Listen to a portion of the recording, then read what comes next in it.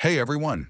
In this quick and easy guide, I'll show you how to convert any text into a PDF file using Google Docs. No software needed. Let's get started.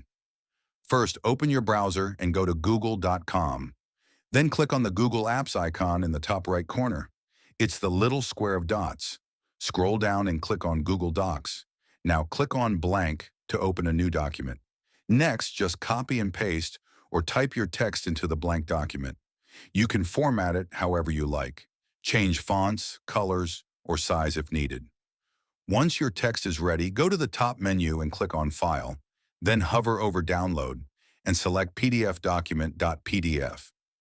Google Docs will automatically save and download the PDF version of your text to your computer. And that's it. You've just turned your text into a PDF in seconds.